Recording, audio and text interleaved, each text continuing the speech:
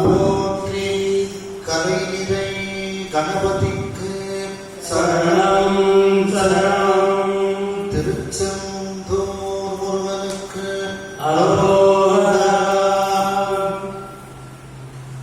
திருவாவூரை ஆதீன ஸ்ரீ குருமுகா சன்னிதானம் அவர்கள் பொன்னார்த்து கொடிகளை வழங்கியும், தருமபுர ஆதீனம் ஸ்ரீ குருமுகா சன்னிதானம் நட்சத்திர குருமுனிகள் அவர்கள் பொன்னார்த்து கொடிகளை வணங்கியும், தருமபுராதீன ஸ்ரீமத் மௌன மீனாட்சி சுந்தர தம்புரான் சுவாமிகள் பொன்னார்த்து கொடிகளை வணங்கியும், இந்த திருவிளையாடல் புராண சிந்தனையை செவ்வனை நடத்தி வரக்கூடிய கனடாவில் இருக்கும் திரு மோகன் பிரேம்குமார் ஐயா அவர்களுக்கு வணக்கத்தை தெரிவித்து உங்கள் அனைவருக்கும் அன்பான வணக்கத்தை தெரிவித்துக் கொள்கிறேன்.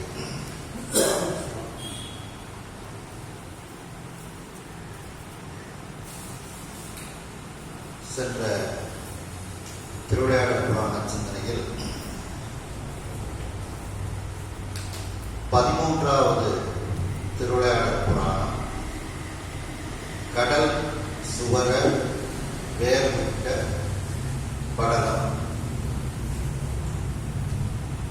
என்ற படலத்தில் நாம் சிந்தித்துக் கொண்டிருந்தோம்.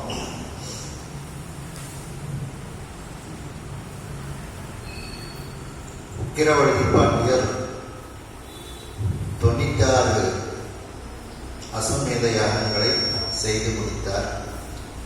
இன்னும் ஒரு 4 வேள்விகள் செய்து முடித்தால் இந்திர பதவி அவருக்கு கிடைத்துவிடும். ஆகையினால் இந்திரன் அதை செய்யவிடக்கூடாது என்று மனதில் ஒரு சூழ்ச்சியை நினைத்து, பாண்டிய மண்டலம் செழிப்பாக இருப்பதனால் தானே இவ்வாறு வேள்விகள் செய்கின்றார்கள், பாண்டிய மண்டலத்தினுடைய செழிப்பை நாம் அழித்து விட்டோம் என்றால் அவர்களால் இந்த மீதி உள்ள வேள்விகளை செய்ய முடியாது என்று நினைத்து ஒரு தவறான ஒரு எண்ணத்தை வளர்த்து கொண்டு வர்ணனை கடலை அழைத்து பாண்டிய நாட்டின் மீது பழைய காலத்தில் ஏற்படக்கூடிய அந்த நீர் பிரவாகம் போல சென்று பாண்டிய நாட்டை அழித்து வருமாறு இந்திரன் உத்தரவிடுகிறார். அதை கேட்டு அந்த கடவுள் பாண்டிய நாட்டின் மீது மிகப்பெரிய பிரளய காலத்து பிரவாகமாக வருகின்றது. அப்பொழுது உக்கிரவடதி பாண்டியன் அந்த கடலானது இரவு நடுநிசையில் படையெடுத்து வருகிறது. அப்பொழுது உக்கிரவடதி பாண்டியன் தூங்கிக் கொண்டிருக்கின்றான். அவனுடைய கனவு இறைவன் ஒரு சித்தராக வந்து இவ்வாறு கடல் உள்ளே வருகின்றது, உன் மீது எதிரியாக உள்ளே வருகின்றது, உன்னிடத்தில் நான் கொடுத்த வேலை அந்த கடல் மீது எரிந்து அந்த கடலை அடக்குவாயாக என்று அவரை எழுப்பி விடுகின்றார்.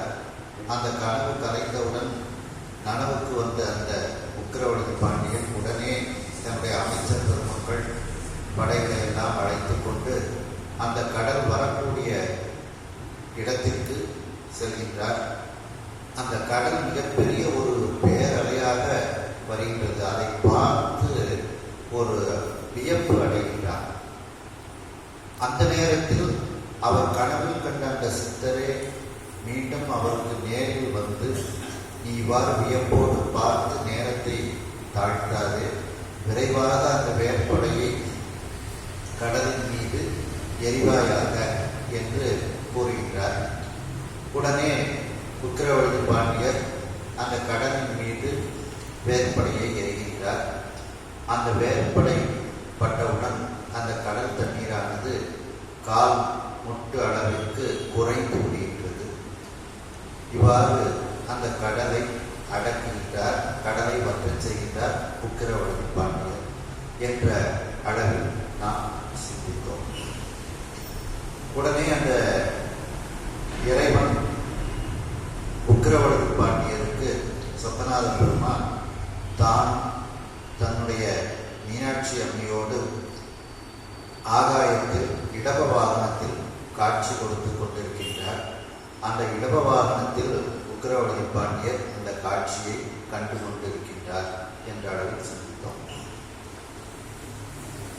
முக்கணும் புயங்கள் நான்கும் முளைமதி கண்ணி வேந்த முக்கணும் புயங்கள் நான்கும் முளைமதி கண்ணி வேந்த செக்கரம் சடையும் கால கண்டமும் தெரிந்து தென்னன் செக்கரம் சடையும் கால கண்டமும் தெரிந்து தென்னன் பக்கமே பணிந்து எழுந்து பரந்த பேரன்பும் தானோ பக்கமே பணிந்து எழுந்து பரந்த பேரன்பும் தானோ தக்க அஞ்சலி செய்து ஏந்தி தரைமிசை நடந்து செல்வான் தக்க அஞ்சலி செய்து ஏத்தி தலைமிசை நடந்து செல்வான். சித்தராக வரும் பொழுது தன்னுடைய சிவபெருமான் தன்னுடைய அவயவங்களை காண்பிக்காமல் வந்தார். இப்பொழுது இடப வாகனத்தில் தடாரகை பிராட்டியாரோடு சொக்கநாத பெருமான் காட்சி கொடுக்கின்றார். அங்கு தன்னுடைய அங்க அவயவங்களை எல்லாம் அடையாளங்களை எல்லாம் காட்டுகின்றார். 3 கண்கள், முக்கண்ணும், புயங்கள் 4 தோள்கள், முளைமதி கண்ணி வேய்ந்த செக்கரம் சடை, அந்த சந்திரன், அந்த சந்திரனினுடைய கீற்று, அதை அணிந்த அந்த சிவந்த சடை, செக்கர்ன சிவந்த சடை, சிவந்த அழகிய சடை, அம்னா அழகிய காலகண்டம், விஷத்தை உண்டு கண்டத்தை தேக்கி வைத்த அந்த கண்டம், காலம்னா விஷம், காலகண்டம் தெரிந்து இதை இப்படிப்பட்ட ஒரு கோலத்தோடு சோமசுந்தர பாண்டியர் இடப வாகனத்தில் மீனாட்சி அம்மையோடு காட்சி கொடுக்கின்றார் உக்கிரவடதி பாண்டியருக்கு. உக்கிரவடதி பாண்டியர் இதையெல்லாம் பார்க்கிறார். 3 கண்களை பார்க்கின்றார், 4 தோள்களை பார்க்கின்றார், தலையில சந்திரனை அணிந்திருப்பதை பார்க்கின்றார், சிவந்த சடையை பார்க்கின்றார், கழுத்தில் நஞ்சு உண்ட கண்டத்தை பார்க்கின்றார். இதையெல்லாம் தெரிந்து தென்னன் பக்கமே பணிந்து எழுந்து, தென்னன் அப்படின்னா உக்கிரகுமாரன், அந்த பாண்டியன் அர்த்தம். இங்க உக்கிரகுமார பாண்டியன் சுவாமி பக்கத்திலேயே அப்படியே அவர் பார்த்துக்கிட்டே கீழே விழுந்து எழுந்தார். பணிந்து எழுந்து சுவாமியின் பக்கமே பார்த்து கொண்டு பணிந்து கீழே விழுந்து எழுகின்றார், வணங்குகின்றார் உக்கிரகுமார பாண்டியன். பரந்த பேரன்பு, மிகப்பெரிய ஒரு பேரன்பு இறைவனிடத்தில் அவர் கொண்டிருக்கின்றார். பேரன்பும் தானும் தக்க அஞ்சலி செய்து, அந்த பேரன்போடு அந்த உக்கிரகுமார பாண்டியர் தக்கவாறு இறைவனை வணங்கி, அஞ்சலி செய்து வணங்கி ஏற்றி, தன்னால் எப்படியெல்லாம் வழிபாடு செய்ய முடியுமோ அப்படியெல்லாம் வழிபாடு செய்து தரைமிசை நடந்து செல்வான். ஏன்னா சுவாமி ஆகாயத்துல இருக்கிறாங்க. அந்த ஆகாயத்துல பார்த்துக்கிட்டே சுவாமியை, இடபாவத்தில் சுவாமி அம்பாளை பார்த்துக்கிட்டு அப்படியே இவன் மெதுவா சாமி கொஞ்சம் கொஞ்சமா நட போறாரு ஆகாயத்துல, ஆகாய வழியாக. இவனும் அந்த வழியை அப்படியே பார்த்து கொண்டே நடந்து சென்றான். அதாவது உக்கிரகுமார பாண்டியர் ஆகாயத்தில் தனக்கு காட்சி கொடுத்த சிவபெருமானை காண்கின்றார். அவர் 3 கண்கள் உடையவராக, 4 தோள்கள் உடையவராக, முளைமதி கண்ணியை தலையில் சூடிய சந்திரனை தலையில் சூடிய சந்திரசேகரராக, அழகிய சடை, சிவந்த சடை உடையவராக, நஞ்சு அணிந்த கண்டத்தை உடையவராக பார்க்கின்றார் உக்கிரகுமார பாண்டியர். வந்தது சித்தராக வந்தது இறைவன் என்று தெரிந்து கொள்கின்றார் அந்த உக்கிரகுமார பாண்டியர். அந்த இறைவன் பக்கமே பணிந்து எழுகின்றார். மிகப்பெரிய அளவில்லாத அன்போடு அவர் தன்னால் முடிந்த அளவில் தக்கவாறு இறைவனுக்கு அஞ்சலி செய்து ஏற்றி வழிபாடுகள் செய்து கொண்டு ஆகாயத்தில் சுவாமி அப்படியே ஊர்ந்து செல்கின்றார். அந்த வழியை அப்படியே இறைவனை பார்த்து கொண்டே அந்த உக்கிரகுமார பாண்டியர் தரைமிசை அப்படியே நடந்து செல்கின்றார். துந்துவி ஐந்து மார்ப பாரிடம்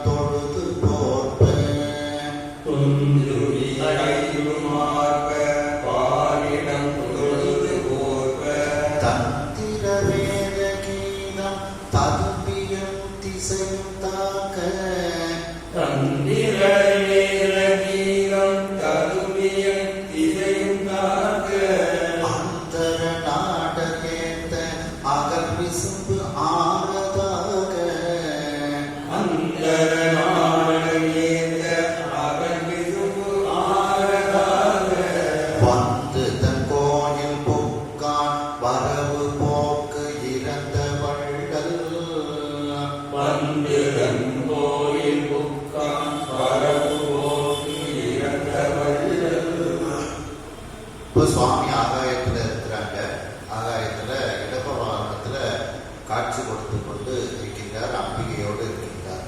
அந்த ஆகாயத்திலேயே துந்துபி ஐந்தும் ஆர்ப்ப, துந்துபின்னா அந்த இசை வாத்தியங்கள், அந்த இசை வாத்தியங்கள் 5, துந்துபி 5ஆக சொல்லப்படுகிறது. அந்த இசை வாத்தியங்கள் எல்லாம் வாசிக்கப்படுகிறது. பாரிடம் தொழுது போர்ப்ப, பாரிடம்னா பூதகணங்கள், பூதகணங்கள் எல்லாம் இறைவனை தொழுது அந்த மகிழ்ச்சி அவர்களிடத்தில் ஒரு போர்வையாக படுகின்றது. தந்திர வேத கீதம் ததும்பி என் திசை தாக்க, தந்திரம்னா ஆகமம், வேதங்கள் கீதங்கள் இவைகளெல்லாம் அவர்களால் முடிந்த மட்டில் இறைவனை சொல்லி இறைவனுடைய புகழை சொல்லி துதிக்கின்றது. அந்த வேத கீத ஆகம அந்த வழிபாடுகள் எல்லாம், அந்த ஸ்லோகங்கள் எல்லாம் எல்லா 8 திசைகளிலும் அது பரவி நிற்கின்றது. எல்லா திசைகளிலும் அந்த மந்திரங்கள் ஒலிக்கப்படுகிறது. அந்தர நாடர் ஏத்த, அந்தர நாடுன்னா விண்ணுலகம். அந்த விண்ணுலகத்தில் உள்ள நாட்டில் உள்ளவர்கள், விண்ணுலக நாட்டில் உள்ளவர்கள் தேவர்கள் எல்லோரும் இறைவனை வழிபாடு செய்கிறார்கள். என சுவாமி ஆகாயத்தில் இருக்கிறாங்க, இடப வாகனத்தில். அகல் விசும்பு ஆறதாக, அகன்ற விசும்புன்னா ஆகாயம், அந்த ஆகாயமே வழியாக சுவாமி அப்படியே மதுரை கோயில் வரைக்கும் வராராம். ஆகாயத்துல இடப வாகனத்துல சுவாமி அம்பாளும் இருந்துட்டு அந்த ஆகாய மார்க்கமாகவே மதுரை கோயில் வரைக்கும் வராங்க. அவங்க வந்து தன் கோயில் புக்கான், அந்த சொக்கநாத பெருமான் அப்படியே தன்னுடைய மதுரை மாநகர கோயிலுக்கு ஆகாய மார்க்கமாகவே வந்து கோயிலுக்கு போகின்றான். வரவு போக்கு இறந்த வள்ளல், வரவுன்னா பிறப்பு, போக்குன்னா இறப்பு. அந்த பிறப்பு இறப்பு இல்லாத வள்ளல். வள்ளல் இறைவனுக்கு தான் பிறப்பு இறப்பு என்பது கிடையாது. பசுக்களுக்கு பிறப்பு இறப்புங்கிறது உண்டு. சிவபுராணத்தில் சொல்றதான் பார்த்தீங்களா, போக்கும் வரவும் உணர்வுலா புண்ணியமே காக்கும் எம் காவலனே காண்பறிய பேரொழியே அப்படின்னு சொல்றாங்கல்ல. அந்த அதுபோல வரவு போக்கு இறந்த வள்ளல். அப்ப வரவு போக்கு இறந்த வள்ளல்னா பிறப்பு இறப்பு இல்லாத, இறந்தன இல்லாத அர்த்தம். இல்லாத வள்ளலாக இருக்கக்கூடிய இறைவன். யார் ஒருவனுக்கு பிறப்பு இறப்பு கிடையாதோ அவனாலதான் நம்முடைய பிறப்பு இறப்பை நீக்க முடியும். பிறப்பு இறப்பு உள்ளவர்களாக நம்முடைய பிறப்பை நீக்க முடியாது. அதனால பிறப்பு இறப்பு நீக்கணும், நமக்கு முக்தி பேரு கிடைக்கணும் அப்படின்னா நம்ம இறைவன் சிவபெருமானத்தான் வணங்கணும். மற்ற தெய்வங்கள் பிறக்கும் இறக்கும் வேதனைப்படும் அப்படின்னு சந்தியார்கள் சொல்றாங்க பார்த்தீங்களா. அதனால அந்த வரவு போக்கு இறந்த வள்ளல், அந்த பிறப்பு இறப்பு இல்லாத அந்த வள்ளலாகிய சொக்கநாத பெருமான் அந்த ஆகாயமே தான் செல்லக்கூடிய வழியாக, ஆறின வழி, அகல் விசும்பு ஆறதாக அந்த ஆகாய மார்க்கத்தையே தன்னுடைய ஏரோப்ளேன் மாதிரி சுவாமி விபவானத்தில் ஆகாய மார்க்கமாக அதே வழியாக கொண்டு தன்னுடைய மதுரை கோயில் வரைக்கும் வந்து கோயிலுக்குள் இறைவன் புகுந்து விடுகின்றார். அதாவது அந்த உக்ரகுமார பாண்டியருக்கு ஆகாயத்தில் சிவபெருமான் மீனாட்சி அம்மை காட்சி கொடுத்து கொண்டிருக்கின்றார்கள் இடப வாகனத்தில். அப்பொழுது 5 விதமான அந்த துந்துபிகள் ஆகாயத்தில் வாசிக்கப்படுகிறது. பூதகணங்கள் எல்லாம் சொக்கநாத பெருமானை தொழுது அதனால் ஏற்படக்கூடிய மகிழ்ச்சியானது அவர்களை போர்வையாக போர்த்தி விடுகிறது. ஆகமங்கள், வேதங்கள், கீதங்கள், இந்த இவைகளெல்லாம் இறைவனை தங்களிடத்தில் உள்ள அந்த மந்திரங்களை, ஸ்லோகங்களை கொண்டு துதித்து வழிபாடு செய்கின்றது. அந்த சப்தமானது 8 திசையும் பரவிக்கொண்டு இருக்கிறது. வேதங்கள் அத்தியாரி என நோக்கி ஆழ்ந்து அகன்ற புண்ணியமே அப்படின்ட்டு அந்தர நாடர் வானுலகத்தில் உள்ள அந்த தேவர்கள் எல்லோரும் இறைவனை ஆகாயத்திலேயே வழிபாடு செய்து கொண்டிருக்கின்றார்கள்.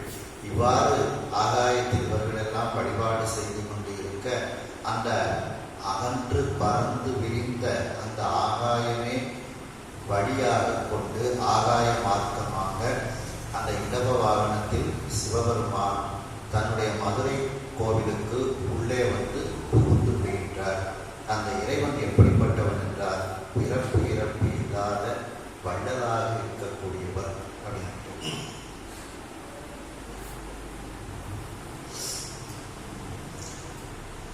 அஞ்சலி முகிழ்ந்து சேவித்து அருகுற வந்த வேந்தனா, அஞ்சலி முகிழ்ந்து சேவித்து அருகுற வந்த வேந்தன், இஞ்சி சோழ் கோயிலெய்தி இறைச்சினம் விடை கொண்டு ஏகி, இஞ்சி சூழ் கோயில் எய்தி இறைஞ்சினன் விடை கொண்டு ஏகி, பஞ்சு மெல்லடியார் அட்டமங்கலம் பரிப நோக்கி, பஞ்சி வெள்ளடியார் அட்டமங்கலம் பரிப நோக்கி, மஞ்சிவர் குடுமி மாட மாளிகை புகுந்தானோ, மஞ்சிலர குடுமி மாட மாளிகை புகுந்தானோ. சுவாமி ஆகாய மார்க்கமா வராங்க. உக்கிரகுமார பாண்டியர் தரை மார்க்கமாகவே அப்படியே சுவாமியை வணங்கி கொண்டே வருகின்றார். அஞ்சலி முகிழ்த்து சேவித்து இறைவனுக்கு அஞ்சலியை செலுத்திக் கொண்டே இறைவனை சேவித்துக் கொண்டே, சேவித்தல்னா கண்ணால் காணுது, அப்படி கண்ணால் கண்டு கொண்டே அருகுற வந்த வேந்தன் அப்படி சுவாமிக்கு பக்கத்துல அப்படியே வந்துகிட்டே இருக்கிறார். ஒரு தலைமார்க்கமா அரசன் கடந்து வராரு, சுவாமி ஆகாய மார்க்கமா வர்றாங்க. அப்படி அருகுற வந்த வேந்தன் இஞ்சி சூழ் கோயில் எய்தி இறங்கின. இப்போ அந்த மதுரை கோயிலுக்குள்ள சொக்கநாதர் கோயில் வரைக்கும் இப்ப அரசன் வந்து விடுகின்றான். அந்த சொக்கநாத பெருமான் கோயில் எப்படிப்பட்ட கோயில்? இஞ்சி சூழ் கோயில். இஞ்சினா மதில்கள், காவல் மிகுந்த மதில்கள் சூழ்ந்த அந்த மதுரை என்பதி அந்த கோயில், அந்த மீனாட்சி அம்மன் கோயிலை எய்தி இறங்கின. சுவாமி உள்ள மூலஸ்தானத்துக்குள்ள போட்டுருக்காங்க. இந்த உக்கிரகுமார பாண்டியன் இப்ப மூலஸ்தானத்துக்கு சென்று இறைவனை வணங்குகின்றான். எய்தி இறைந்தின, கோயில் எய்தி இறைந்தின. மீனாட்சி அம்மன் கோயிலுக்குள்ள போய் அந்த சொக்கநாத பெருமானையும் தடாகரை பிராட்டியாரையும் தன்னுடைய தாய் தகப்பனாரை வணங்குகின்றார் உத்திரவதி பாண்டியன். விடை கொண்டு ஏகி உடனே சுவாமிகிட்ட விடை பெற்றுக் கொண்டு, சரி நான் என்னுடைய அரச மாளிகைக்கு செல்கின்றேன் அப்படின்னு சுவாமிக்கு அம்பாடிக்கு விடை பெற்றுக் கொண்டு நேரியா அரச மாளிகையை நோக்கி அந்த உக்கிரவதி பாண்டியர் வருகின்றார். அப்படி வரும்பொழுது அந்த 8 விதமான மங்கள பொருட்களை எல்லாம் தாங்கிக் கொண்டு பஞ்சு போன்ற மென்மையான பாதங்களை உடைய பெண்கள் எல்லாம் உக்கிரவதி பாண்டியரை வரவேற்கிறார்கள். பஞ்சு மெல்லடியார், பஞ்சு போன்ற மென்மையான பாதங்களை உடைய அந்த பெண்கள் அட்ட மங்கலம் பரிப்பன தாங்கன்னு அர்த்தம். அந்த 8 விதமான மங்கள பொருட்களை தாங்கிக் கொண்டு அவருக்கு எதிரில் வருகின்றார்கள். அந்த 8 விதமான மங்கள பொருட்களை கண்ணால் பார்க்கின்றார், நோக்கி அதை தரிசனம் செய்வது. அதை அந்த மங்கள பொருட்களை தரிசனம் செய்து கொண்டே மஞ்சி இவர் குடுமி மாட மாளிகை. மஞ்சின்னா மேகம், மேகம் வந்து தங்கக்கூடிய உச்சி, குடுமி உச்சியை உடைய மாடங்கள் நிறைந்த மாளிகை, தன்னுடைய அரச மாளிகை. அந்த அரச மாளிகைக்குள் அந்த உக்கிரவர்த்தி பாண்டியர் புகுந்து அங்கே இருக்கின்றார் அப்படிங்கிறாங்க.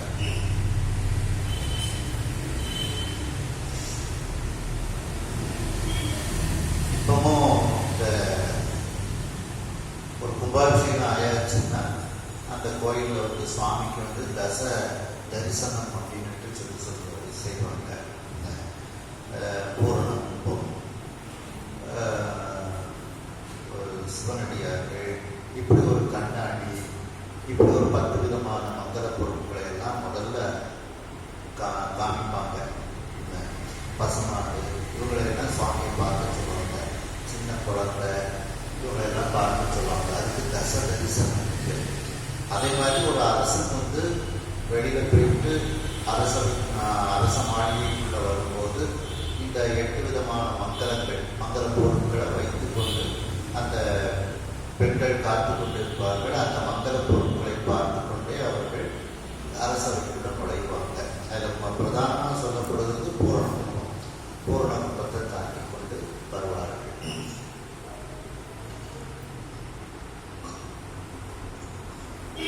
சொக்கநாத பெருமான் ஆகாய மார்க்கமாக தன்னுடைய மதுரையம்பதி கோயிலுக்குள் வந்து புகுகின்றார். அவர் வரக்கூடிய வழியை பார்த்து கொண்டே சொக்கநாத பெருமானை தரிசித்துக் கொண்டே உக்கிரவர்த்தி பாண்டியர் தரை வழியாக நடந்து வருகின்றார். தரை வழியாக நடந்து வரும்போதே சொக்கநாத பெருமானுக்கு அஞ்சலி செய்து கொண்டு அவரை பார்த்து கொண்டே வருகின்றார். சேவித்துக் கொண்டே அவர் வருகின்றார். இவ்வாறு அந்த மதுரையம்பதி கோயிலுக்கு அருகில் வந்த அந்த உக்கிரவர்த்தி பாண்டியன் என்கின்ற வேந்தன் அந்த மிகப்பெரிய மதில்கள் சூழ்ந்த அந்த மதுரையம்பதி கோயிலுக்குள் மூலஸ்தானத்தை அடைந்து சொக்கநாத பெருமானையும் மீனாட்சி அம்மையையும் வணங்குகின்றான். வணங்கி அவர்களிடத்தில் தன்னுடைய தாய் தந்தையாராகிய அந்த சொக்கநாத பெருமானிடத்திலும் கடாதகி பிராட்டியாரிடத்திலும் விடை பெற்றுக் கொண்டு அவர் தன்னுடைய அரச மாளிகைக்குள் புகுகின்றார். அரச மாளிகைக்குள் புகும் பொழுது அங்கே வரவேற்பதற்காக பஞ்சு போன்ற மென்மையான கால்களை உள்ள பெண்கள் எல்லாம் 8 விதமான மங்கள பொருட்களை தாங்கி கொண்டு வரவேற்கின்றார்கள். அந்த மங்கள பொருட்களை பார்த்து கொண்டே அவன் தன்னுடைய மாளிகைக்குள் அரச மாளிகைக்குள் புகுகின்றான். அந்த அரச மாளிகையானது மேகங்கள் வந்து ஓய்வெடுக்குமாறு, மேகத்தை தொடுமாறு மிகப்பெரிய உச்சிகளை உடைய மாடங்களை உடைய மாளிகை. அந்த மாளிகையில் அவன் புகுந்து இப்பொழுது இருக்கின்றான். வடைவகில் மதுரை மூதூர் மணிகடல் இவற்றின் நாப்பம். வடையில் மதுரை மூதூர் மணிகடல் இவற்றின் நாப்பம். விடைவயல் நகரம் எல்லாம் வெள்ளியம்பலத்துள்ளானும். விடைவயல் நகரம் எல்லாம் வெள்ளியம்பலத்துள்ளானும். தடையவள் கொன்றை மேனி தம்பிரான் தனக்கே சேர்த்து. தடையவள் கொன்றை மேனி தம்பிரான் தனக்கே சேர்த்து. கடைகனாய் உலகுக்கு எல்லாம் இருந்தனன் காவல் வேந்தன். கடைகனாய் உலகுக்கெல்லாம் இருந்தனன் காவல் வேந்தன்.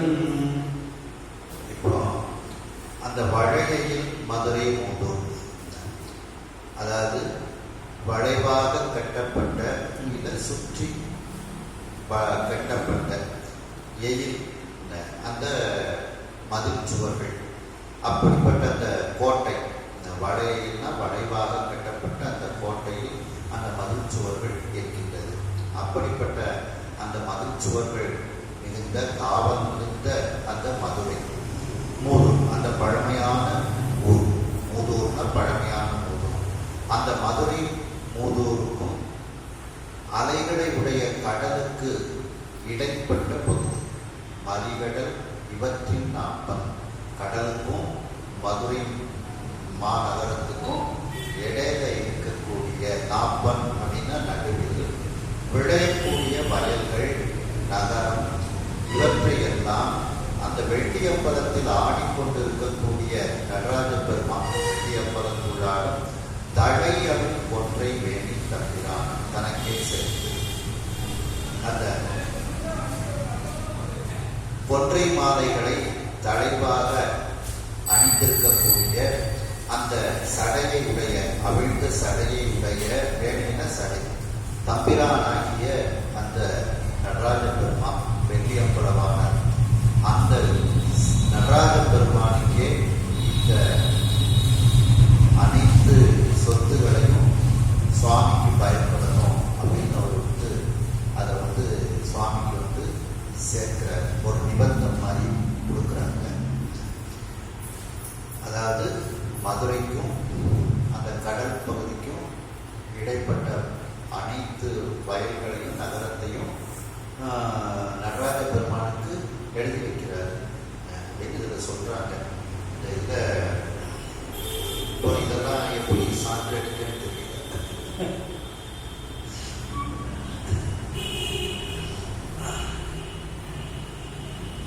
கலைகண்ணா உலகுக்கு எல்லாம் இருந்தவன் காவல் வேந்தன். அந்த காவல் வேந்தனாகிய உலகத்தை எல்லாம் எல்லா உலகத்துக்கும் காவல் வேந்தனாக இருக்கக்கூடிய அந்த உக்கிரவழுதி பாண்டியன் இவ்வாறு எல்லோருக்கும் பற்றுக்கோடாக அவன் இருக்கின்றான். கலைகன் அப்படின்னா பற்றுக்கோடு. எல்லாருக்கும் அவன் ஆதரவாக எல்லோரிடத்திலும் அன்போடு எல்லோருக்கும் பற்றுக்கோடாக அவன் இருந்து கொண்டு அரசாட்சி செய்து வருகின்றார் இந்த உக்கிரவழுதி பாண்டியன். அதாவது வளைவாக மதில் சுவர்களை உடைய கோட்டையாகிய அந்த மதுரை என்கின்ற பழமையான ஊருக்கும் அந்த அலைகளை உடைய கடல் இவற்றிற்கு இடைப்பட்ட பகுதி. அந்த இடைப்பட்ட பகுதியில் விளையக்கூடிய வயல்கள் நகரம் இவற்றையெல்லாம் அந்த வெள்ளியம்பலத்தில் நடனமாடக்கூடிய அவிழ்ந்த சடையை உடைய கொன்றை மாலையை அணிந்த தம்பிரானாகிய அந்த நடராஜ பெருமானுக்கே சொத்தாக அதை எழுதி கொடுக்கின்றார் இந்த உக்கிரவழுதி பாண்டியர்.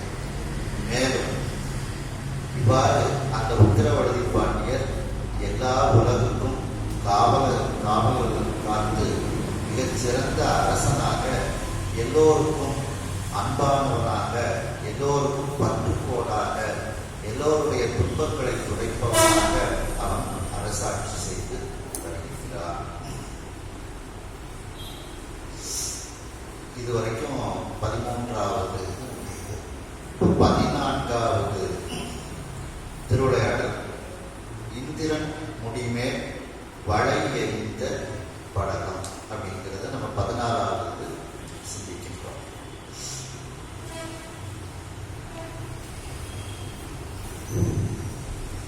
நின்ன விமணி பூமார்வம் வேலை வேலவென்று மணி குமாரன் ஏழை நேரவென்று பொன்னவி வாகை வேந்த புகழ் உரை செய்தேன் நாக பொன்னவிவாகை வேந்த புகழுரை செய்தேனாக நன்னகர் ஆணி செம்பொன் நகைமுடி சிதற அந்த நன்னகர் ஆடி செம்பொன் நகைமுடி சிதற அந்த மன்னவன் படை கொண்டு போச்சு வென்றதும் வகுத்து சொல்வான். மன்னவன் கலை கொண்டு வென்றதும் வகுத்து சொல்வான். மின்னலை போன்று ஒளிவிடக்கூடிய மணிகள், அந்த அழகிய மணிகள் கோர்க்கப்பட்ட ஆபரணங்கள். பூண் அப்படின்னா ஆபரணங்கள். அந்த ஆபரணங்களை அணிந்த மார்பை உடையவன் உக்கிரவழுதி பாண்டியன். மின்னவில் மணி பூண் மார்பன் அப்படின்னா உக்கிரவழுதி பாண்டியன் அர்த்தம். அழகிய மின்னலை போன்று ஒளிவிடக்கூடிய மணிகளை ஆபரணமாக அணிந்த மார்பை உடைய உக்கிரவழுதி பாண்டியர். அந்த உக்கிரவழுதி பாண்டியர் வேலையை வேளால் வென்று, வேலைனா கடல், கடலை தன் கையில் இருக்கக்கூடிய வேளால் வெற்றி கொண்டு பொன் பொன்னவில் வாகை வேய்ந்த புகழ் உரை செய்கிறோம். அந்த மிகப்பெரிய வெற்றி, வாகைனா வெற்றி, வேய்ந்த அப்படின்னா அடைந்த, அப்படி ஒரு பொன் போன்ற பொன்னால் பொறிக்கப்படக்கூடிய அளவிற்கு உரிய ஒரு வெற்றி வாகை. அந்த வெற்றி வாகையை அவர் அடைந்தார். அந்த வெற்றியை வாகையை அடைந்த புகழை இதுவரைக்கும் உங்களுக்கு நான் சொன்னேன். வேய்ந்த புகழ் உரை செய்தேன். இதுவரைக்கும் நான் அதை பற்றி உங்களிடத்தில் உரை செய்தேன், அதை பற்றி கூறினேன். அடுத்து நாக நன்னகர் ஆடி. நாக நன்னகர் ஆடினா இந்திரலோகம். அந்த இந்திரலோகத்தை ஆடினா ஆளக்கூடியவன், ஆளக்கூடியவனாகிய இந்திரன். அந்த இந்திரனினுடைய செம்பொன் நகைமுடி சிதற, தூய பொன்னால் அழகிய ஆபரணமாக செய்யப்பட்ட அந்த மணிமுடி, அந்த மணிமுடி சிதறுமாறு, அந்த மணிமுடி அவனுடைய தலையிலிருந்து, இந்திரனினுடைய தலையிலிருந்து கீழே விழுமாறு அந்த மன்னவன், அந்த மன்னவன்னா உக்கிரவழுதி பாண்டியர். அந்த உக்கிரவழுதி பாண்டியர் வடை கொண்டு ஓச்சி வென்றதும், தன்னுடைய கையில் இருக்கக்கூடிய வடை என்கின்ற ஆயுதத்தை கொண்டு அதை இந்திரனினுடைய தலை மீது செலுத்தி அந்த இந்திரனினுடைய மணிமுடி கீழே விழுமாறு செய்து இந்திரனை வென்ற அந்த வரலாற்றை இப்பொழுது நான் வகுத்து உங்களுக்கு சொல்ல போகிறேன் அப்படின்னு பரந்தூர் முனிவர் வந்து கூறுவாங்க.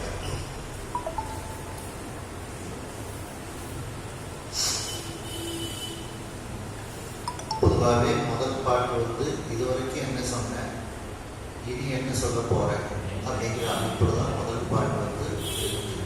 அப்ப இதுவரைக்கும் நான் என்ன சொன்னேன் அப்படிங்கிறத அந்த மின்னலை போன்று ஒளிவிடக்கூடிய மணிகள் கோர்க்கப்பட்ட ஆபரணத்தை மார்பில் அணிந்த மார்பையுடைய உக்கிரவழுதி பாண்டியர், அவர் கடலை தன் சொக்கநாத பெருமான் கொடுத்த வேல் என்கின்ற படையை கொண்டு வென்று பொன் போன்ற பொன்னால் பொறிக்கப்படக்கூடிய அந்த வெற்றியை அடைந்தார்.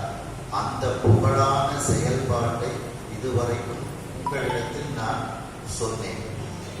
அடுத்து நான் சொல்லப் போவது என்ன என்றால், அந்த நாக நன்னகர் இந்திரலோகம், இந்திரலோகத்தை ஆளக்கூடிய இந்திரன், இந்திரனினுடைய தலையில் மணிமுடி இருக்கின்றது. அந்த மணிமுடி தூய பொன்னால் அழகுபட செய்யப்பட்டிருக்கின்றது. அந்த இந்திரனினுடைய மணிமுடி கீழே விடுமாறு உக்கிரவழுதி பாண்டியர் தன்னுடைய தந்தையார் சொக்கநாத பெருமான் கொடுத்த அந்த வளை என்கின்ற ஆயுதத்தை கொண்டு இந்திரனின் மீது அதை செலுத்தி இந்திரனினுடைய அந்த மணிமுடியை கீழே விடுமாறு செய்து இந்திரனை வென்ற அந்த வரலாற்றை இப்பொழுது உங்களுக்கு சொல்கின்றேன் அப்படின்னு சொல்றாங்க. இதுவும் அவனுக்கு சாபம் தான். இந்திரன் பழியேற்றப்பட சாபத்தோட இதுதான் இப்ப நமக்கு சொல்லிக்கிட்டே வராங்க. கோமகன் நிகழும் நாளில் கோழிலை பிழைத்து கொன்போம். கோமகன் நிகழும் நாளில் கோழிலை பிழைத்து கொன்போம். மாமடை மறுப்ப பைங்கோள் வந்து பொருத்தலைகள் தீர்த்து. மாமடை மறுப்ப பைங்கோள் வரத்து புல் தலைகள் தீர்ந்து. காமது நாடு போன்றும் கையரவு எய்த மன்னர். காமது நாடு மூன்றும் கையரவு எய்த மன்னர். தாமது தீர்வு நோக்கி தமிழ் முனி இருக்கை சார்ந்தார். காமது தீர்வு நோக்கி தமிழ் மொழி இருக்கை சார்ந்தார். கோமகன் அந்த அரசனாகிய சொக்கநாத பெருமானுடைய மகனாக இருக்கக்கூடிய உக்கிரவழுதி பாண்டியர். அந்த உக்கிரவழுதி பாண்டியர் அரசாட்சி செய்து கொண்டு இருக்கின்றார். இவ்வாறு அவர் அரசாட்சி செய்து கொண்டு இருக்கக்கூடிய அந்த நாளில் ஒரு நாள் அப்படின்னு அர்த்தம். கோமகன் நிகழும் நாளில் நிகழும் அப்படின்னா அரசாட்சி செய்தல். அந்த விக்கிரவர்தி பாண்டியர் இவ்வாறு மிகச் சிறந்த முறையில் அரசாட்சி செய்து வருகின்றார். அப்படிப்பட்ட ஒரு நாடு கோள் நிலை பிழைத்து, கோள்னா நவகோள்கள், நவகோள்கள் அந்த கிரகங்களினுடைய நிலை மாறிவிடுகிறது. பிழைத்து அப்படின்னா அந்த கோள்கள் நிலை மாறி இருக்கின்றது. அதனால அந்த கோள்கள் ஒரு நிலை மாறி இருப்பதனால இப்போ மழையே இல்லாமல் பெய்யுது. கொன்மோ அப்படின்னா மேகம். அந்த கொன்மோ மேகங்கள் மாமழை மறுப்ப மிகப்பெரிய மழையை தராமல் இருக்கின்றது. மேகங்கள் மழையை தராமல் மறுத்து கொண்டு மழை இல்லாமல் போனதுனால பைபோல் வறந்து அந்த தாவரங்கள்லாம் மரம் செடி கொடியெல்லாம் அப்படியே வறண்டு போயிடுது. பைபோல் வறந்து புல் தலைகள் தீந்து, புல்லினுடைய நுடி கூட தீஞ்சு போயிருக்கு. ஏன்னா அருகம்புல் எவ்வளோ பெரிய ஒரு இதையும் தாக்கு பிடிச்சி நிற்கும், எவ்வளோ வெயிலையும் தாக்கு பிடிச்சி நிற்கும் அருகம்புல். அப்ப அந்த புல்லினுடைய நுடி கூட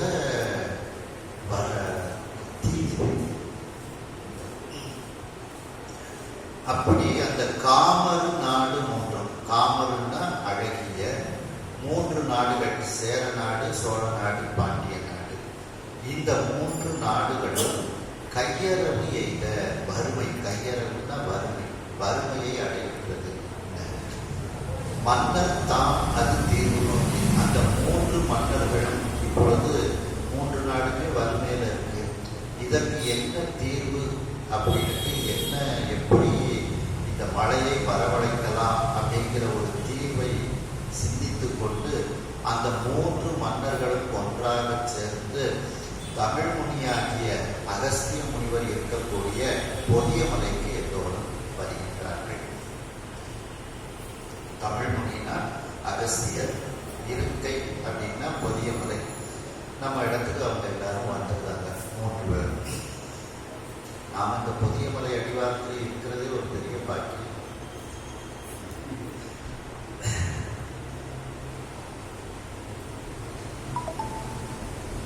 கொன்மோ அப்படின்னா மேகம்னு அர்த்தம்.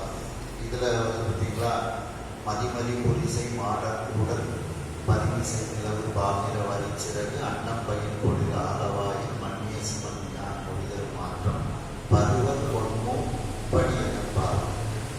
அந்த பருவ காலத்தில் அந்த மேகங்கள் எல்லாம் சரியாக பெய்வது போக அந்த சேர நாட்டு அரசன் தன்னிடத்தில் இருக்கக்கூடியவர்களை எல்லாம் சிவனடியார்கள் எல்லாம் கவனிப்பாங்க. மாதம் மும்மாறி பெய்யணும்னு சொல்றது மாதிரி தன்னிடத்தில் அந்த சிவனடியார்கள் எல்லாம் அவர் கவனிச்சு போனாராம். அதெல்லாம் பருவம் கொண்டும் படியன பாவதற்கு பொறுமையை உதவி சேர நாட்டு அரசனுடைய ஒரு இயல்பு. அதாவது சொக்கநாத பெருமானுடைய மகனாக இருக்கக்கூடிய அந்த உக்கிரவர்தி பாண்டியர் இவ்வாறு மிகச் சிறந்த அரசாட்சி செய்து கொண்டு இருக்கக்கூடிய நாளில் அந்த நவகோள்கள், அந்த நவகோள்களினுடைய நிலையானது மாறி அமைகின்றது. அவ்வாறு நவகோள்களினுடைய நிலை மாறி அமைந்ததனால் அதன் காரணமாக மேகமானது அந்த மிகப்பெரிய மழையை பூமிக்கு கொடுக்க மறுக்கின்றது. இந்த மழை இல்லாத காரணத்தினால் மரம் செடி கொடிகள் எல்லாம் அப்படியே வறண்டு போய்விடுகிறது.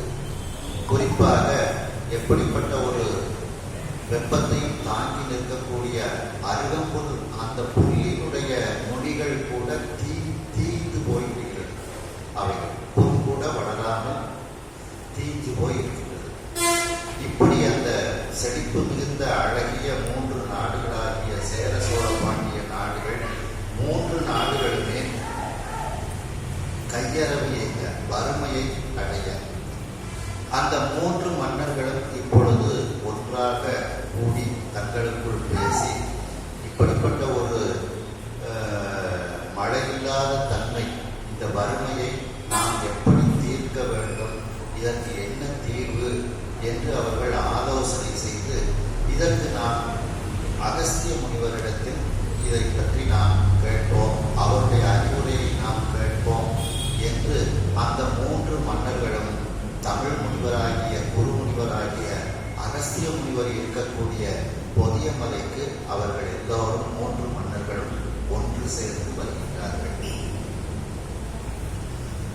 முனிவனை அடைந்து வேந்தர் மூவர் தங்கள் நாட்டில், முனிவனை அடைந்து வேந்தர் மூவர் தங்கள் நாட்டில், பணிவரும் மாறியின்றி வரந்தமை பகரு மேறு, பணிவரும் மாறியின்றி வரந்தமை பகரமேறு, குடிவது சிகையார்க்கு அன்பன் கோள்நிலை குறித்து நோக்கி, துணிவரு சிறையார்க்கு அன்பன் தோள்நிலை குறித்து நோக்கி, இனிவரும் மாறி இல்லை யாதினால் எண்ணி கேட்பினான், இனி வரும் மாறி இல்லை யாதினால் எண்ணி கேள்வின்.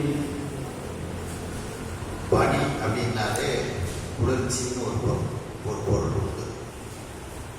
பனி நீர் அப்படின்னா குளிர்ச்சியான நீர் அர்த்தம். முனிவனை அடைந்து அந்த அகஸ்திய முனிவர் இருக்கக்கூடிய பொதியமலைக்கு வந்து அகஸ்தியரை அந்த 3 வேந்தர்களும் தரிசனம் செய்கின்றார்கள்.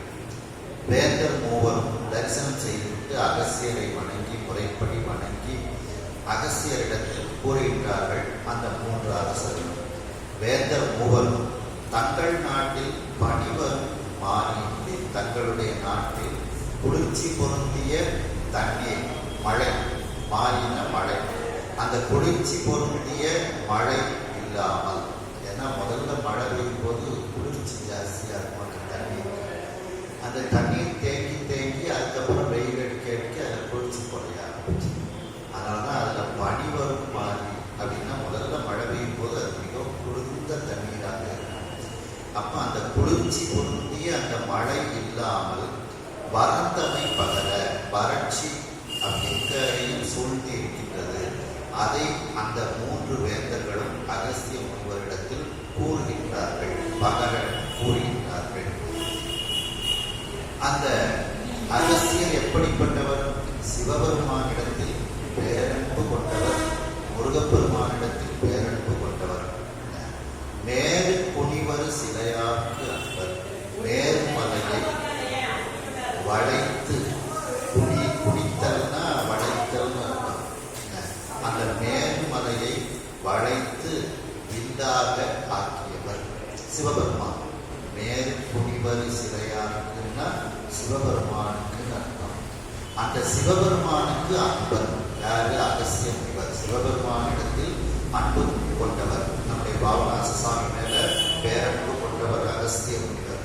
அப்படிப்பட்ட அந்த அகஸ்திய முனிவர் உடனே இவங்க இப்படி வறட்சியா இருக்கு அப்படின்னு சொன்னதை கேட்ட உடனே அந்த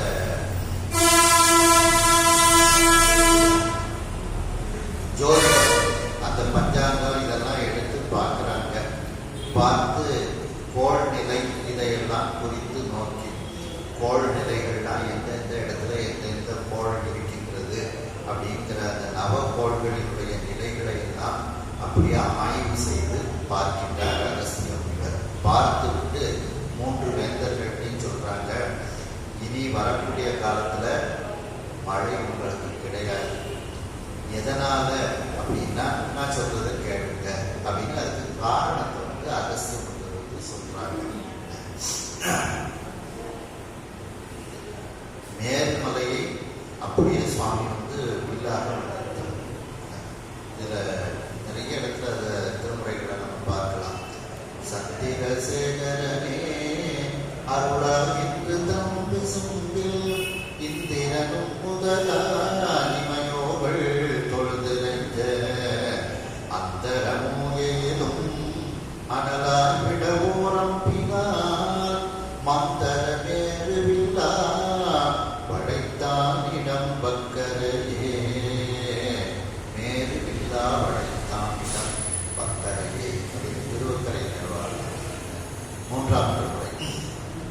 அப்படி அந்த சிவபெருமானுக்கு இந்த அடைமொழி கொடுக்கும்போது நேரு கொடிகள் சிலையாருக்கு சிவபெருமான சொல்றாங்க. அதாவது இந்த 3 வேந்தர்களும் இப்பொழுது பொதிய மலையை அடைந்து பொதிய மலையில் வீற்றிருக்கக்கூடிய முனிவராகிய அகஸ்திய முனிவரை முறைப்படி வழிபாடு செய்து அவர்கள் தங்களுடைய குறைகளை அகஸ்திய முனிவரிடத்தில் கூறுகின்றார்கள். அந்த வேந்தர் மூவரும், எங்கள் நாட்டில் குளிர்ச்சி பொருந்திய மழை இல்லாமல் இருக்கின்றது, மழை இல்லாத காரணத்தினால் வறட்சி வந்துவிட்டது என்று அவர்கள் கூறியவுடன் அந்த மேல்மலையை கூறுகின்றார்கள். அதை கேட்ட அகஸ்திய முனிவர் எப்படிப்பட்டவர் என்றால், மேல்மலையை வளைத்து வில்லாக்கிய சிவபெருமானிடத்தில் பேரன்பு கொண்டவர்.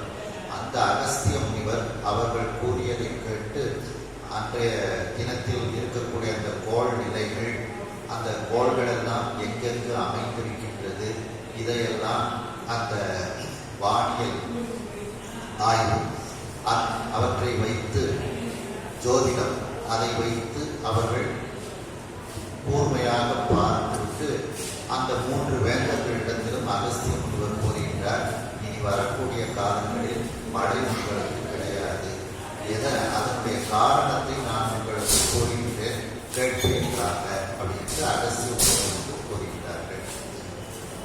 குனித்தல் அப்படின்னா வளைத்தல், குனித்த பூர்வம் அப்படின்னா குனித்தன வளைந்த பூர்வம்.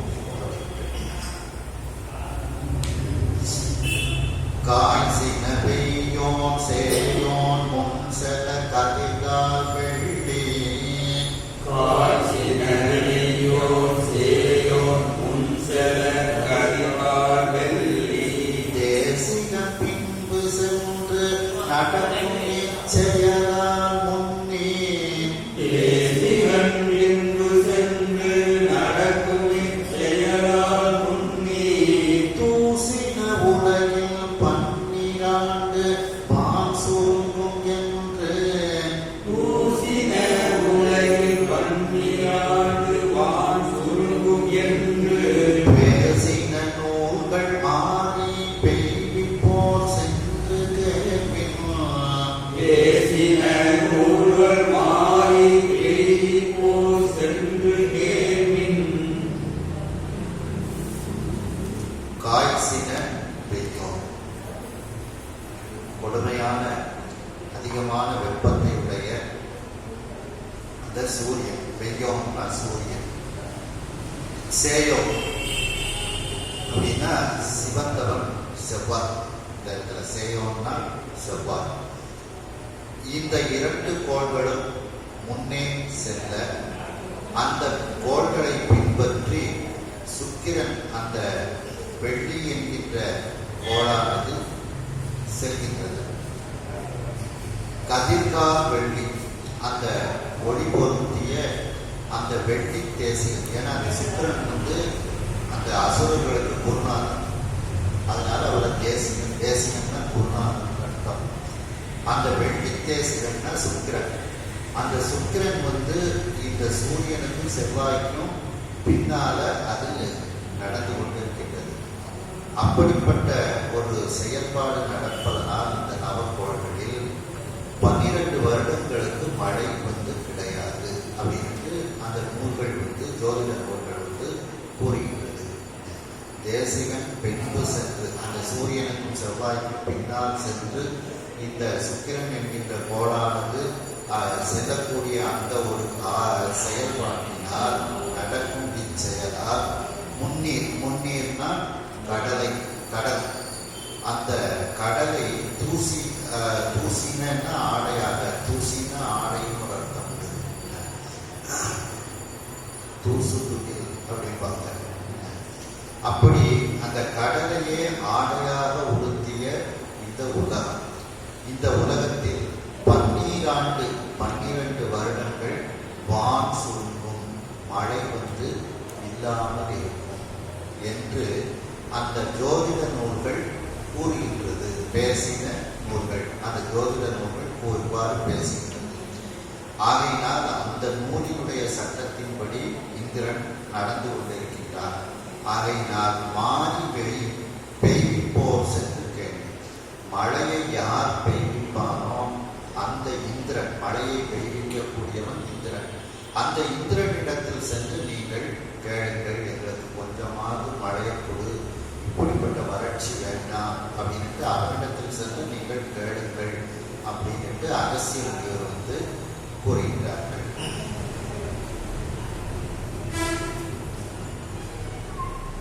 இப்பொழுது அகஸ்திய முனிவர் அந்த ஜோதிட நூலில்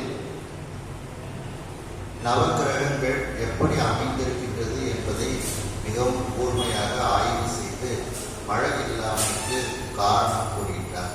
அதாவது அந்த அதிகமான வெப்பத்தை உடைய அந்த சூரியன், செவ்வாய், இந்த 2 கிரகங்களும் முன்னே சென்ற அந்த கிரகத்தை பின்தொடர்ந்து அந்த கதைகால் வெள்ளி தேசிகன் என்கின்ற அந்த சுக்கிரன் என்கின்ற கிரகம் இந்த 2 கிரகங்களுக்கும் பின்னே சென்று கொண்டிருக்கிறது. இப்படிப்பட்ட ஒரு கிரக நடத்தையின் காரணமாக அந்த செயல்பாட்டினால் இந்த கடலை ஆடையாக உடைய இந்த உலகில் 12 ஆண்டுகள் மழை மிகவும் குறைந்த அளவில் இருக்கும். வான் சுருக்கும், மழை இல்லாமல் மழை மிக குறைந்த அளவில் இருக்கும் என்று அந்த ஜோதிட நூல்கள் கூறுகின்றது. ஆகையினால் உங்களுக்கு 12 ஆண்டுகள் மழை என்பது இருக்காது. இதற்கு மழையை பெய்விக்கக்கூடிய காரணகர்த்தாவாக இருக்கக்கூடிய இந்திரனிடத்தில் சென்று எங்களுக்கு மழை வேண்டும் என்று நீங்கள் கேட்டால் கேட்பீர்களாக என்று அகஸ்திய முனிவர் இவர்களுக்கு ஒரு நல்ல ஒரு செயல்பாட்டை எடுத்து கூறுகின்றார்.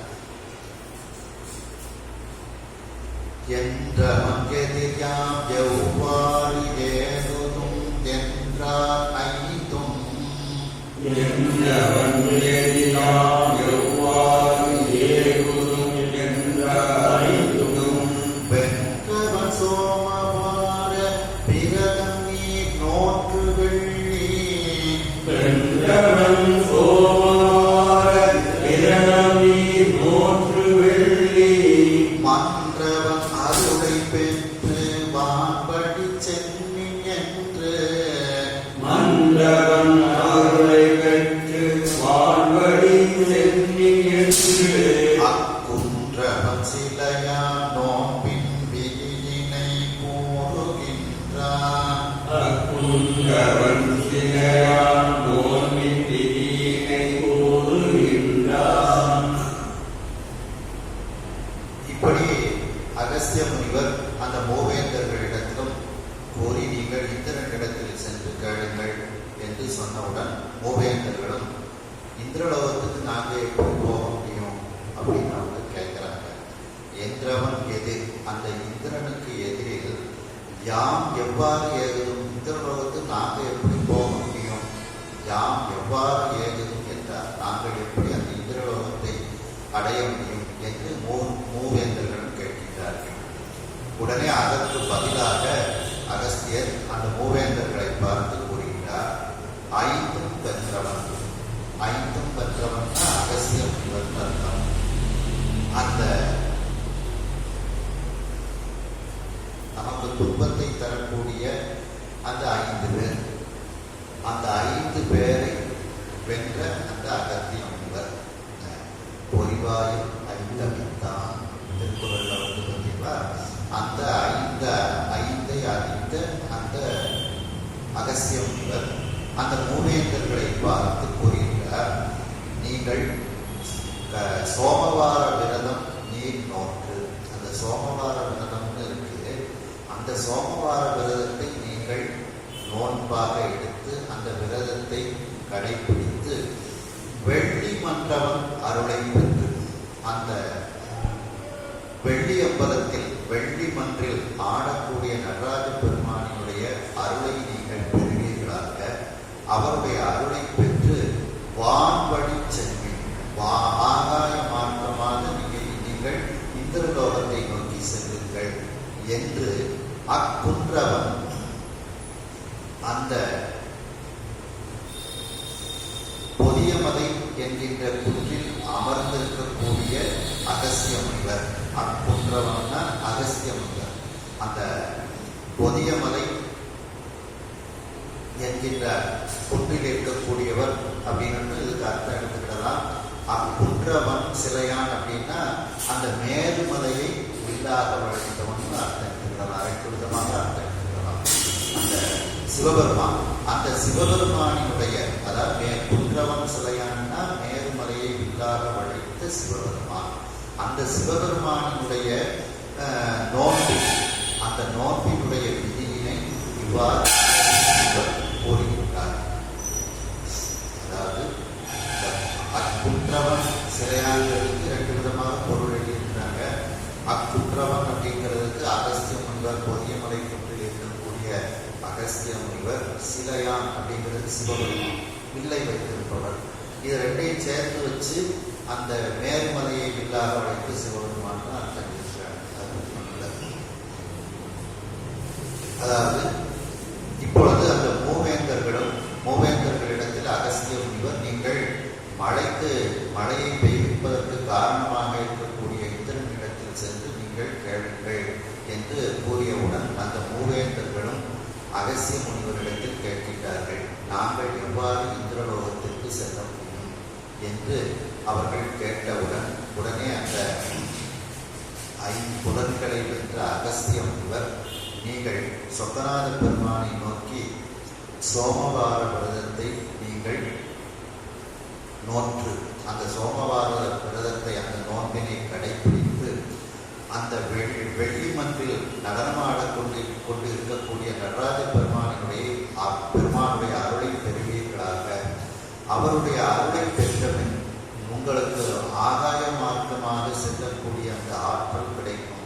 அந்த அருளை பெற்று நீங்கள் ஆகாய மார்க்கமாக சென்று அந்த சிவபெருமானுடைய சென்று அந்த இந்திரனிடத்தில் மழையை பற்றி கேட்பீர்களாக என்று கூறுகின்றார். மேலும் அந்த சொக்கநாத பெருமானினுடைய அந்த மேல்மலையை உள்ளாக வளைத்த சிவபெருமானுடைய அந்த சோமவார விரதத்தை எப்படி கடைபிடிக்க வேண்டும் அப்படிங்கிற விதியை பற்றியும் இப்பொழுது அகஸ்திய முனிவர் இந்த மூவேந்தர்களுக்கு எடுத்து கூறுகின்றார். கரெக்டாக அந்த கார்த்திகை மாசத்துல நமக்கு அதிகம் வரும்.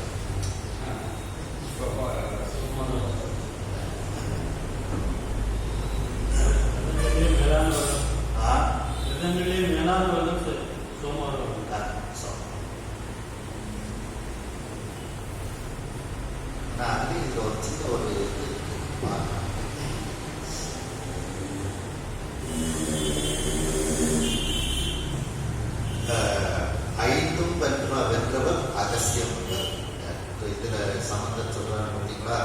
தொண்டர் 5 கடினும் அடக்கி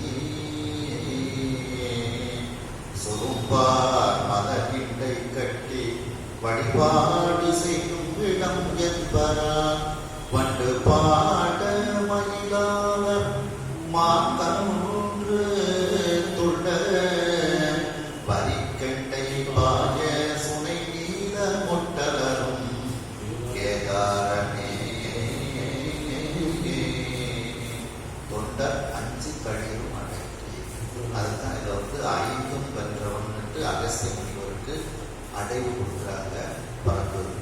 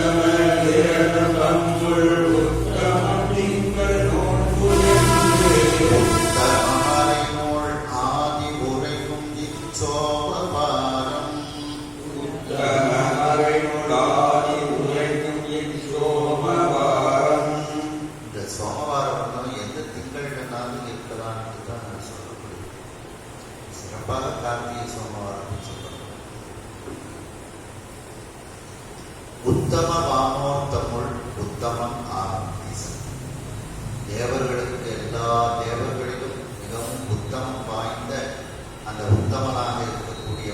சிவபெருமான் ஒருவனே. ஏன்னா மற்றவங்க எல்லாருமே இறைவனை வழிபாடு பண்றாங்க. எதற்காக வழிபாடு பண்றாங்க? தான் நல்லா வாழணும், தன்னுடைய காலில் எல்லாரும் வந்து விடணும் அப்படிங்கிறதுக்காண்டி சிவபெருமான வழிபாடு பண்றாங்க. ஆனா சிவபெருமான் யாரையும் வழிபட்டது இல்லை. ஆகையினால்தான் எல்லா தேவர்களிலும் உத்தமமான அந்த தேவர்கள் அவர்கள் அனைவருக்குள்ளும் உத்தமனானவர் சிவபெருமான். திருவாசகத்தில் சொல்றாங்க பார்த்தீங்களா, வாழ்த்துவதும் வானவர்கள் தாம் வாழ்வான், மனம் நின்பால் தாழ்த்துவதும் தாம் உயர்ந்து தம்மை எல்லாம் தொட வேண்டி, சோழ்த்த மதுகரம் முரலும் தானோனி நாயடியே வாழ்த்த பிறப்பு அறுத்திடுவான் யாம் உன்னை பரவுவனே. தேவர்களிடம் உன்னை வாழ்த்துறாங்க. வாழ்த்துவதும் வானவர்கள் எதற்காக வாழ்த்துறாங்க? தாம் வாழ்வான். அவர்கள் வாழ்வதற்காக உன்னை வாழ்த்துறாங்க. உன்னை வாழ்த்துனா நீ நிறைய வரம் கொடுப்ப, அதற்காக அவர்களை எல்லோரும் படிப்பார்கள் அப்படிங்கிறதுக்காக அவர்கள் எல்லாம் உன்னை வாழ்த்துகிறார்கள். வாழ்த்துவதும் வானவர்கள் தாம் வாழ்வான், மனம் நின்பால் தாழ்த்துவதும். தங்களுடைய மனத்தை முன்னிடத்தில் தாழ்த்து வணங்குவது எதற்காக? தாம் உயர்ந்து, அவர்கள் உயர்ந்து தம்மை எல்லாம் தொட வேண்டிய, அவர்களை எல்லோரும் தொட வேண்டும் என்பதற்காக உன்னை வணங்குறாங்க. ஆனால் நான் உன்னை அதுக்காக வேண்டி வணங்கல. என்னை யாரும் தொட வேண்டாம், நான் முக்தி அடைவதற்காக உன்னை வணங்குகிறேன். மணிவாசகர் பெருமான் கூறுகிறார்கள். சோழ்த்த மதுகரம் முரலும் தாரோயே, மண்டிகள் ஈகாரங்கள் கூடிய மாதையை அணிந்த இறைவனே, மதுகரம் முரலும் தாரோயே, வாழ்த்த பிறப்பு அருள்வான். என்னுடைய பாழான பிறப்பை யாருக்கும் பொருட்டு, வான் அப்படின்னா பொருட்டுன்னு அர்த்தம். பிறப்பு அறுக்கும் பொருட்டு யாரும் உன்னை பரவவில்லை, அதற்காக நான் உன்னை பரவுகின்றேன் அப்படின்ட்டு. அது மாதிரி எல்லா தேவர்களையும் உத்தமமானவன் இறைவன், யாரையும் வணங்காதவன். உத்தம சக்தி மாறுள் உத்தமி உருந்திராணி.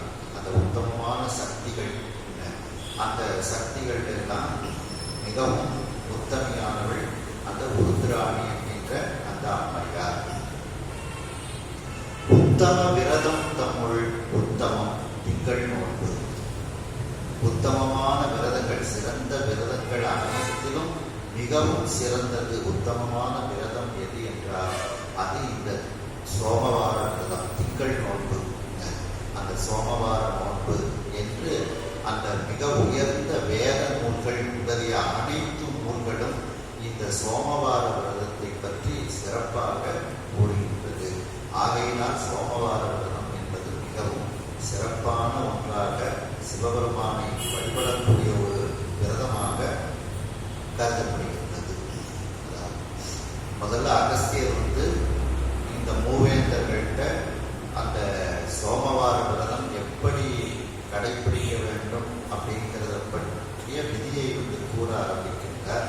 அந்த விதியை கூற ஆரம்பிப்பதற்கு முன்பு சோமவார விரதத்தினுடைய ஒரு சிறப்பு, தனிச்சிறப்பை அவர்களிடத்தில், மூவேந்தர்களிடத்தில் அகஸ்தியர் கூறுகின்றார். அகஸ்தியர் எப்படி கூறுகின்றார்? உத்தமமான தேவர்களுக்கெல்லாம் உத்தமமானவன் சிவபெருமான், உத்தமமான சக்திமார்கள் உத்தமியானவள் உத்தராணி என்கின்ற அம்மையார். மேலும் மேலான உத்தமமான விரதங்கள் அனைத்திலும் உத்தமமானது, மேலானது, சிறந்தது அந்த சோமவார விரதம் என்று நீங்கள் தெரிந்து கொள்வீர்களாக. இதை இவ்வாறு சிறந்த விரதம் சோமவார விரதம் என்று மிக உயர்ந்த உத்தமமான வேத நூல்களெல்லாம், வேத நூல்கள் மற்றும் அது போன்ற அனைத்து நூல்களும், உத்தம மறைநூல் ஆதின இது போன்ற அனைத்து நூல்கள், வேதம், ஆகமம், புராணம், இப்படி அனைத்து நூல்களும் இந்த சோமவார விரதம் மிகச்சிறந்த விரதம் என்று உரைக்கின்றது. ஆகையினால் இந்த சோமவார விரதம் மிகச் சிறப்பான ஒன்றாக கருதப்படுகின்றது.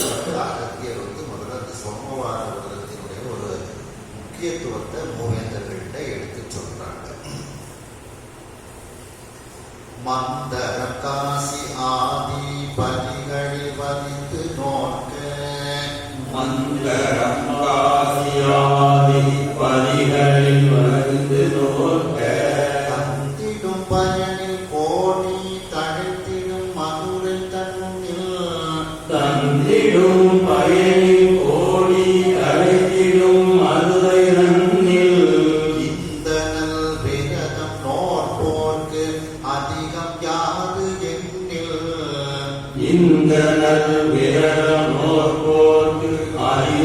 யாது எண்ணில் சோமசுந்தரன் உரிய வாரம் ஆதலால் சோமவாரம் சோமசுந்தரம் புரியவாரம் ஆதலால் சோமவாரம். இந்த சோமவார விரதத்தை மிகப்பெரிய புண்ணிய தலங்கள்லாம் இருக்கு. இந்த புண்ணிய தலங்கள்ல எல்லாம் இருந்து இந்த விரதத்தை நோன்பதை விட மிகவும் அதிகமான பலனை தரக்கூடியது மதுரையம்பதியிலிருந்து இந்த விரதத்தை நீங்கள் கடைபிடிக்கிறது எல்லா தலத்தையும் விட அதிகமான பலன், ஒரு பலாபலனை கொடுக்கக்கூடியது அப்படிங்கிறது சொல்றாங்க. மந்தரம் காசி ஆதி பதிவிடை. மந்தரம்ங்கிறது ஒரு தலம், அந்த தலம் காசி. இப்படிப்பட்ட மிகச்சிறந்த பதிகளில், அந்த ஸ்தலங்களில், அந்த இடங்களில் பதிந்து தங்கி இருந்து நோக்க இந்த சோமவார விரதத்தை நீங்கள் கடைபிடித்தால் தந்திடும் பயனில் அது பயனை தரும். அந்த பயனில், அந்த பயனை போல இந்த சோமவார விரதத்தை நீங்கள் மதுரையில் இருந்து அந்த சோமவார விரதத்தை கடைபிடித்தால் கோடி பலன் உங்களுக்கு கிடைக்கும். கோடி கிடைக்கிடும். அதாவது பயன் கோடி பயன் உங்களுக்கு கிடைத்துவிடும். மதுரை தள்ளி எங்கே? மதுரையில் இருந்து இந்த விரதத்தை செய்தால் உங்களுக்கு கோடி பலன் கிடைக்கும் அப்படிங்கிறாங்க. இந்த நல் விரதம் நோற்போருக்கு அதிகம் யார்? இந்த நல்ல சோமவார விரதத்தை கடைபிடிக்கக்கூடியவர்களுக்கு மிகவும் ஒரு சிறப்பு என்ன என்றால், சோமசுந்தரன் உரிய வாரம் ஆதலால் சோமவாரம். இந்த சோமவார விரதம் என்பது சோமசுந்தரனுக்கே உரிய ஒரு வழிபாடு. வாரம்னா வழிபாடுன்னு ஒரு அர்த்தம் உண்டு. வாரம்னா நாள் அப்படின்னு உண்டு, வழிபாடு அப்படின்னு ஒரு அர்த்தம் உண்டு.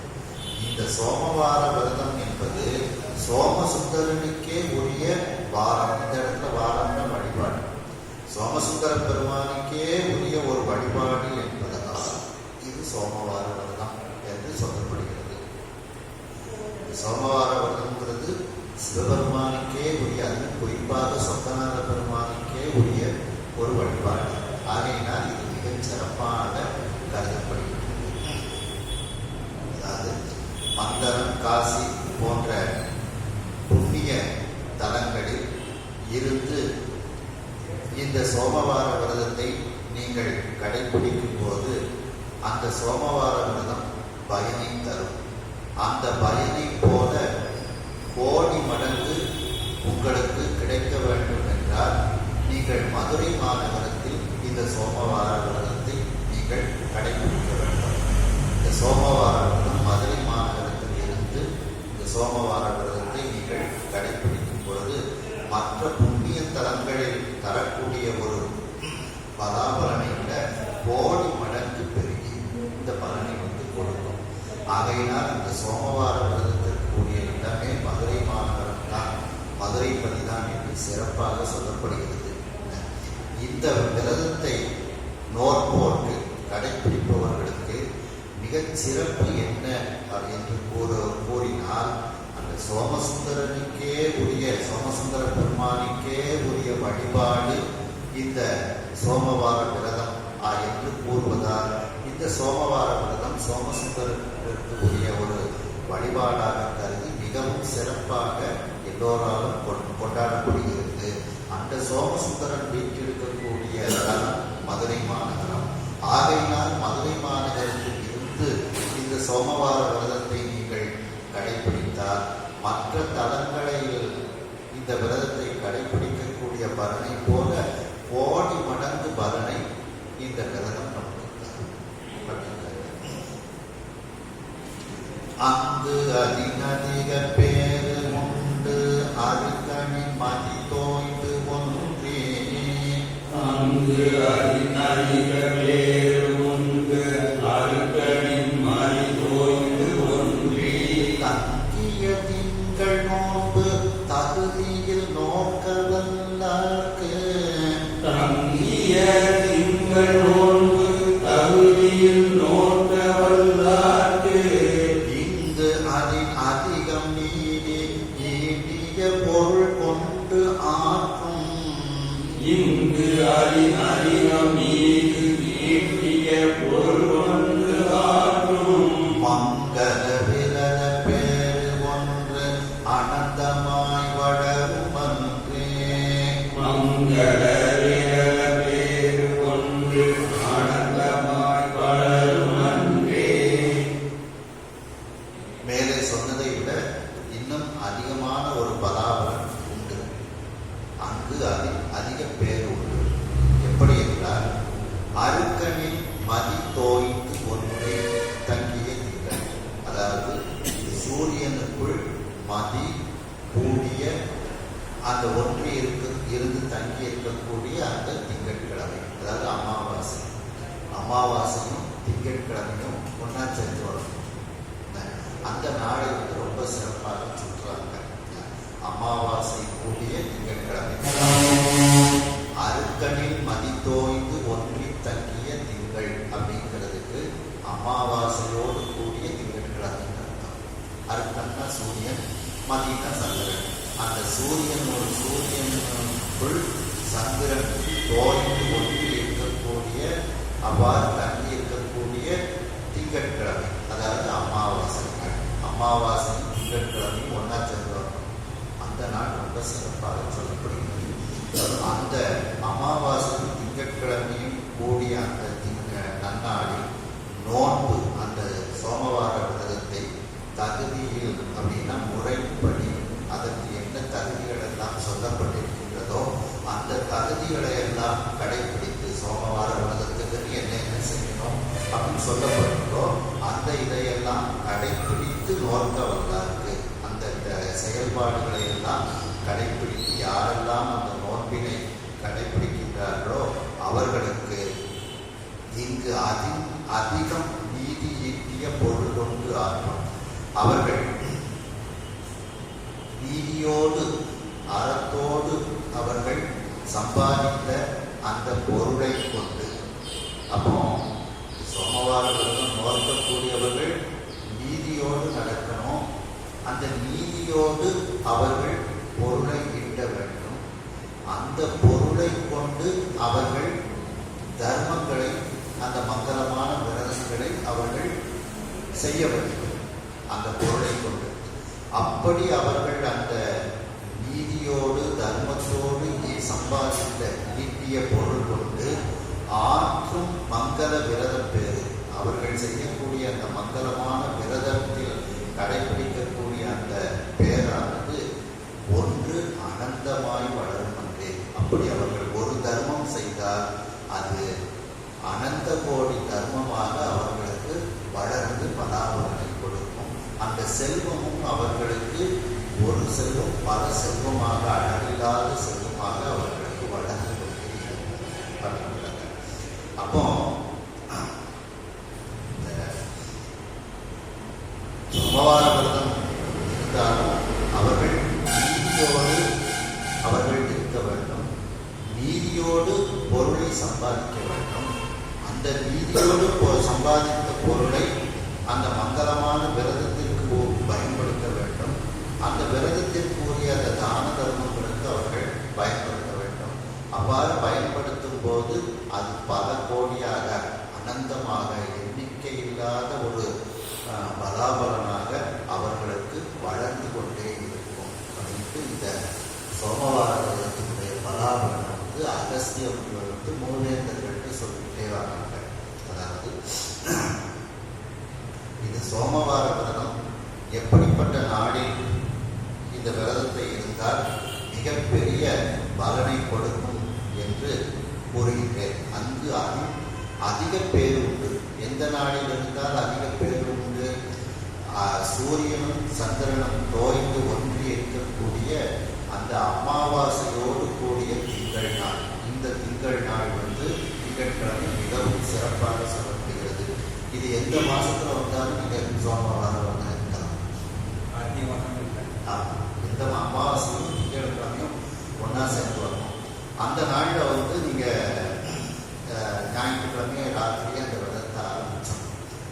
ஆரம்பித்து இந்த விரதத்தை இருந்தீங்கன்னா அது வந்து ரொம்ப சிறப்பாக சொல்லப்படுகிறது. அப்படிப்பட்ட அந்த அமாவாசையோடு கூடிய திங்கட்கிழமை அன்று இந்த நோன்பினை சோமவார விரதத்தை அதற்கு உரிய முறைப்படி அதற்கு உரிய தகுதியின்படி யாரெல்லாம் அந்த நோன்பை கடைபிடிக்கிறார்களோ அவர்களுக்கு பலாபலன் அதிகம், இங்கு அதிகம் மிக அதிகமான பலாபலன் உண்டு.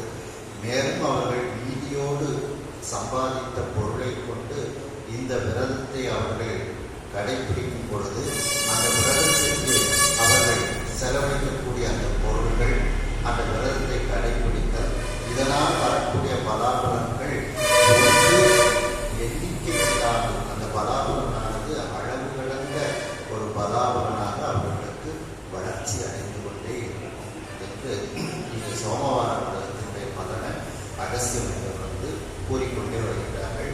அடுத்து இதை எப்படி இந்த சோமவார விரதத்தை கடைபிடிக்க வேண்டும் அப்படிங்கிறத சொல்றாங்க. அது நம்ம அடுத்த சிந்தனையில பஞ்சபுராணம் பார்ப்போம்.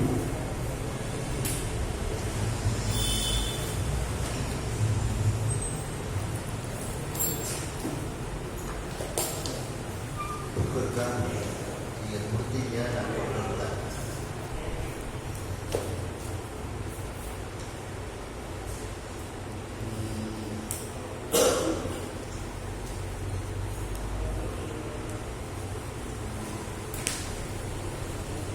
கண்ணகாபுரம்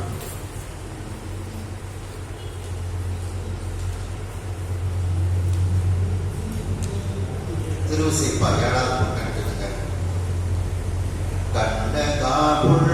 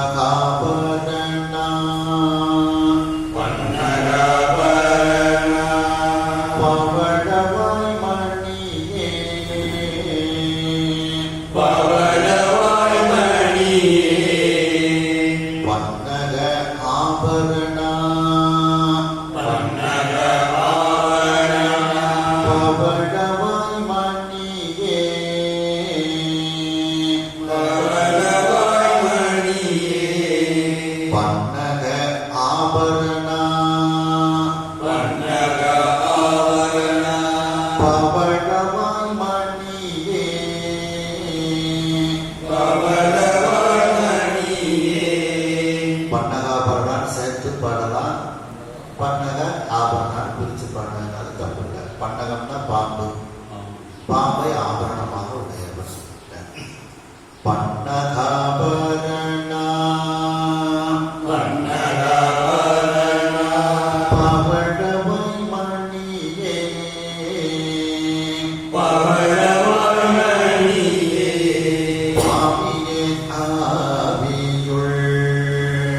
பாவியே ஆவியுள் புகுந்தது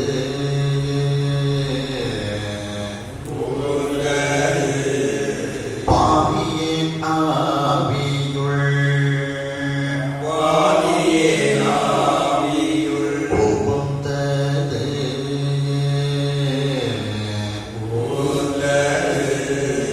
என்ன காரணம் நீ என்ன காரண நீ ஏழை நாய் அடியேற்கு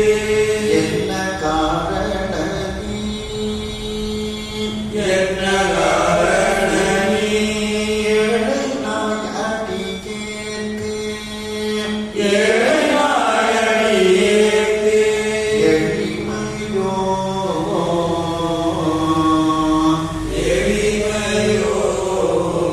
பெருமை ஆவதுமே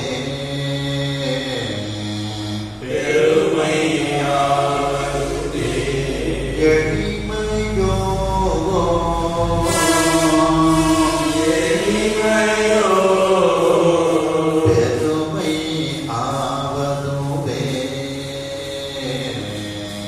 பெருமை ஆவதுமே ஆதிதாளத்தான் பஞ்சமப்பன் ஆகிறாராம். கண்ணகா உள்ள கள்வனே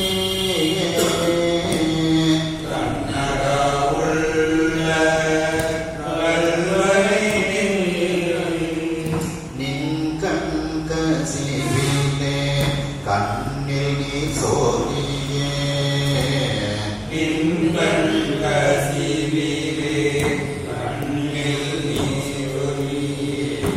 கண்ணகா உள்ள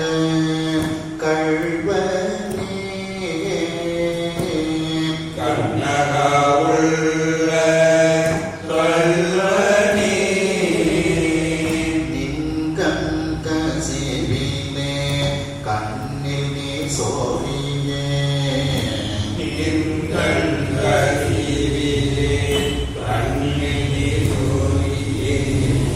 முன்னகா ஓடிக்கு ஆயினும் செழுதி முன்னகா ஓடிக்கு ஆயினும் செழுதி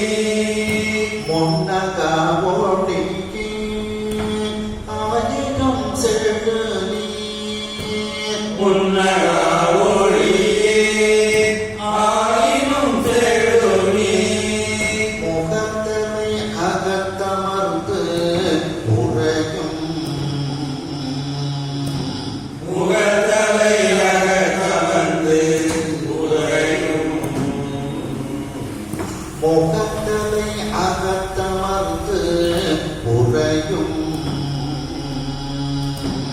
முகத்தனை அகத்தமர்ந்து உறையும்